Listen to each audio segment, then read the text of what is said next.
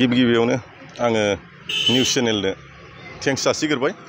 दा आङो district कालारि fight 2 नि नेहाथारि जानानै दिनै आं बेखौनो बुंगोन दि दिनै जोंहा फरायनायजों लोगोसे जोंनि नैबे कालारि फाइट 2 बबिनाम बेफोरखौ लांफानो हायोबा जिउआव मोनसे साक्सेस जाहैयो, गावनि जाथिखौ जौगाखांहोनायजों लोगोसे गावनि लाइफखौबो दालांनो हायो। बेखौ आङो दिनै डिस्ट्रिक्ट कालारि फाइट 2 नि सेक्रेटारि जानानै आङो दिनै बेखौनो बुंगोन। आरो दिनै गोबां रायजो राजाफ्रा साननो हागौ दसेनो कालारि दसेनो बबिनाम बोरै जाखो बे खोथाखौ बुंनो हागौ। नाथाय जोंना कालारि आरो बबिनाम मोननैखौबो जोङो सोलिबोगासिनो, दाल' नङा, जोङो गोबां बोसोरनि सिगांनिफ्रायनो जोङो सोलिगासिनो दङ। आरो बे कालारिया जाहैबाय मोनसे जोंनि इण्डियानिनो गेम, आसाम गभर्नमेन्ट आरो सेन्ट्रेल गभर्नमेन्टजों गनायथि मोनजानाय।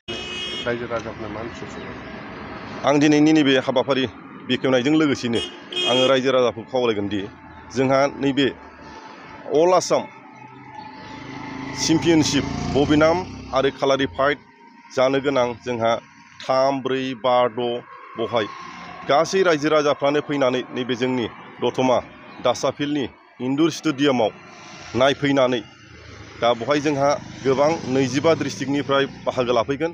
बे 25 डिस्ट्रिक्टनिफ्राय बाहागो लाफैगोन गथ'फोरखौ जाहाथे हेफाजाब होफैयो, गोसोआव थुलुंगा होफैयो। बेखौनो आङो दिनै डिस्ट्रिक्ट कालारि फाइट 2 एस'सिएशननि नेहाथारि जानानै रायजो राजानो दिनै आङो नैबे मेसेजखौनो होहरनाय जाहैबाय। दिनैनि बे फुंबिलिनि बोथोराव आङो बड'लेण्ड रादाब बुथुमगिरि नोंथांनिसिम साबायखर जासिग्रोबाय जे जों दिनैहाय दतमायाव खुंनो गोनां अल आसाम खुंगा 5थि कालारि फाइट 2 आरो खुंगा 7थि बबिनाम चेम्पियनशिप अल आसाम मार्शेल आर्टखौ जोंनि बे दतमायाव खुंफुंनो लादों। दा बे हिसाबै जोङो दिनैहाय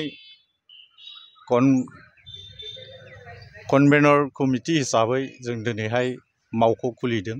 आरो बे मावख'नि गेजेरजों जों दिनै अल आसामनि जेसेबां इउनिट आरो डिस्ट्रिक्टनि बबिनाम आरो कालारि फाइटनि गेलेगिरि बिथांमोन दं, बिथांमोनखौ बै थिखानाय फैगौ 3, 4, 5 आरो 6 एप्रिलनि दिनाव जे जोंनि दतमा हालामाव जे थिखानाय दासानि इनडर स्टेडियामाव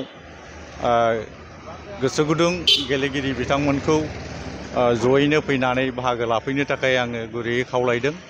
लोगोसे जाय बिथांमोना मार्शेल आर्टखौ मोजां मोनो बा गोसो गुदुं, बिथांमोनखौबो साफ्रामखौबो जोंनि बे दतमा हालामनि इनडर स्टेडियामाव फैनानै बे दिनखालि बाहागो लाफैनो थाखाय आङो जोंनि कनभेनर कमिटिनि चेयारमेन जानानै आं नोंथांमोनखौ बयखौबो लैहोर लैहोर बाहागो लाफैनो थाखाय गुरैयै खावलायहरदों। मानोना जों दिनै दतमायाव बे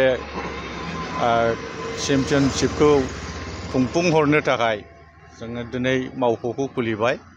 आरो बेनि थाखायनो आङो नोंथांमोनखौ बेखिनि समजों आङो गोसो गोरबोनिफ्राय खावलायहरनाय जाबाय।